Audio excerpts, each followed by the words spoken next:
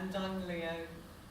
Welcome again to our sequence of Yoga Challenge days. So I think we're on day 8 now. We are. We're on day 8 and we're going to start on the mat in Adho Mukha Virasana. So come and join us. So if this is your first day and you're joining us on day 8, this 30-day Get Up and Go is for complete beginners, so you'll be absolutely fine. If you're coming into Adho Mukha Virasana and as you come into the hinging action of the forward bend, if your buttocks are not reaching your heels, then it's a very good demonstration, like that, then you need to direct your buttocks as long as your knees are nice and comfortable. Move your buttocks in a backward direction and place between the heels and the buttock a cushion or folded blanket. So reaching in this position, being that this is our first pose, just stretch out the body, be aware of your breath and breathe from your outer hip to your armpit. Just take a few moments to get into the zone. Soft inhalation and exhalation. Whilst you're just observing your breath, be aware that your palms are moving deeply into the floor, and from that action you're able to lock your elbows and to lengthen the upper arms right up into the sockets. Reach these shoulders back, so the shoulder blades need to go towards the back waist, and of course we have to see that we weight down the back of the pelvis and the buttock bones towards the heels. Coming into our next pose, which is Adho Mukha Svanasana, so dog head down, tucking your toes under and lifting up. So some of you who are joining us today for the first time, this is dog pose. You may be familiar with the shape. See that you get as much height as possible in the buttocks. Be sure that you're grounding down into the base of the pose. So you've got to press strongly into those palms, lock your elbows and lengthen through your upper arms. Lift the abdomen towards the spine and then push those thighs sharply back, sharply back. Good. So just be there for a few moments, observe your breath again. Pull up your kneecaps, thighs. We're going to step or jump forward for Uttanasana. So either jump or you can step one leg and the other. Be in Uttanasana. So again, as we always say, depending on the length of the inner leg will depend on how far you can go into this pose. And in the very beginning, a lot of people find this really challenging. So you may need to put your hands onto a couple of yoga bricks if you have them handy, or a chair, yeah. or even onto your shins or thighs, depending. You have to see that your spine is really nice and long, not in a domed shape like this. Okay, so we've got to really try to get those spinal muscles really nice and open and long so that you can activate the leg muscles. So always be aware that these shoulder blades are moving back towards the back waist. Good. And then pulling up your leg muscles, coming out of the pose. Put your hands onto your pelvis. Draw your abdomen towards your spine and reach from lifting your chest first and coming up. Good. And just stand in Tadasana with your hands down beside you. Roll your shoulders back and down. Soft inhalation and exhalation. Just take a few moments in this standing position. Weight down with the heel bones and pull up with the legs. All four corners of the knees need to be lifting. Lift out of your pelvis. Good. Our next pose is Parivrtta Trikonasana. This is quite a challenging one, this one. So Leo's going to use 2 bricks. So we're going to come into this pose from Parsvottanasana. So we're ready to go? We're ready to go. If you don't have yoga bricks, you can always use the seat of a chair. So if you don't have equipment, don't worry about it. Yes, that's true. So turning your left foot to a 45-degree angle, just roughly, and step your right leg forward. Lift up throughout the front body, and be sure, as we said yesterday about the hip alignment in these forward facing poses, you have to see that it's not like this, it is like this. So you've got to see that your outer left hip is coming forward so that it's facing the front end of the mat.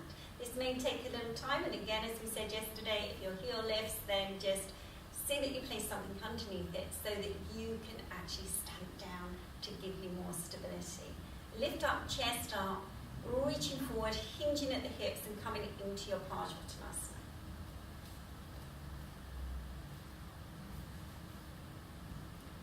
So in this action, you've got to see that you lengthen the outer hips. So the outer front leg, the outer right leg has got to really move back in this way. Good. We come for the twisting action of the pose, the Parivrtta Trikonasana. So the first stage, if this is new to you, then we're just going to go in stages. You're going to take your right hand onto your pelvis, onto the back of the lower spine, the sacral area here, and just see, can you turn in this position?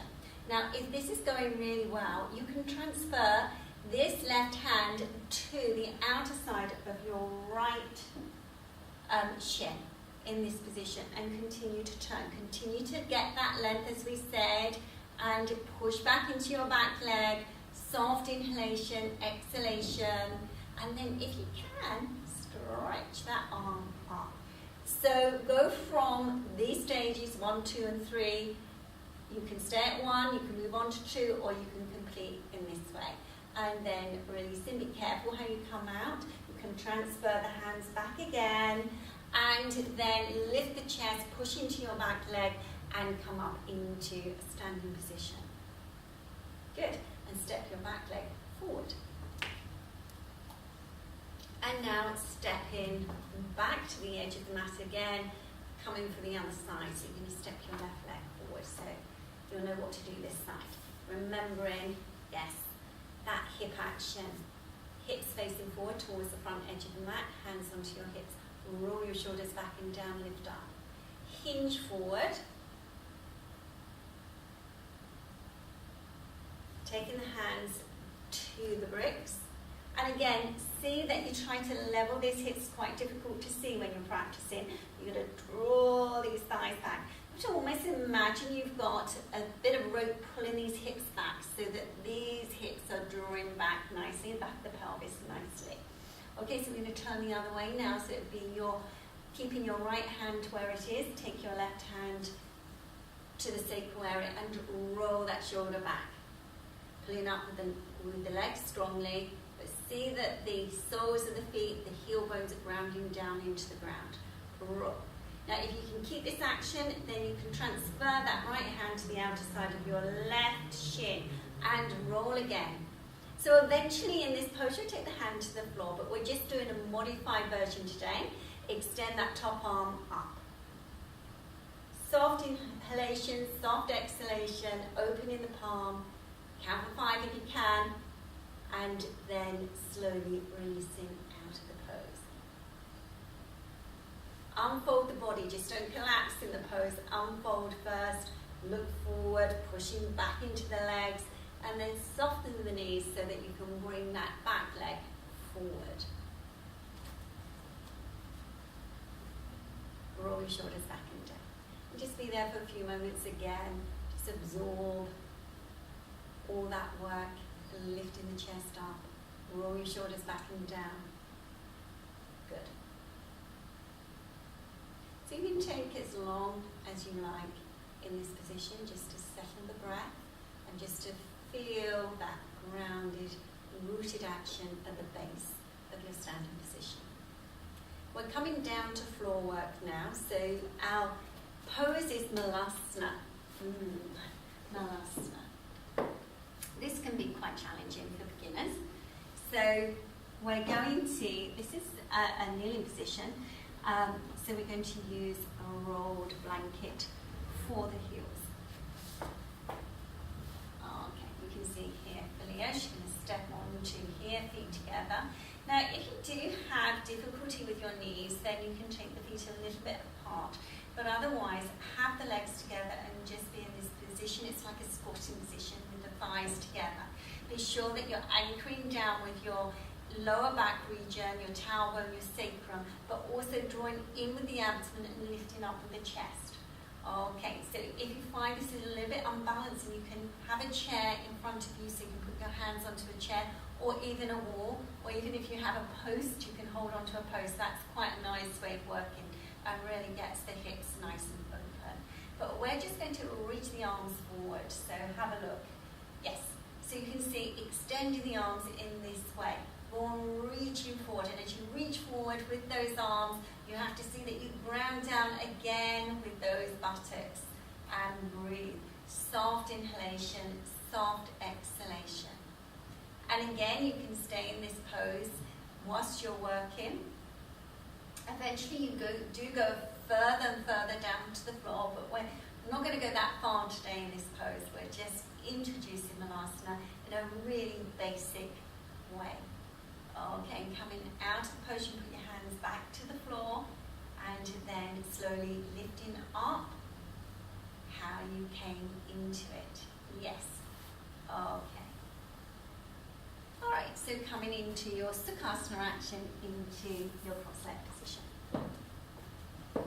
So this sequence comes to an end now. Day 8. Yes, day 8. Thank you very much for joining us today. Please like the video if you enjoyed practicing with us, and we hope to see you tomorrow for another session.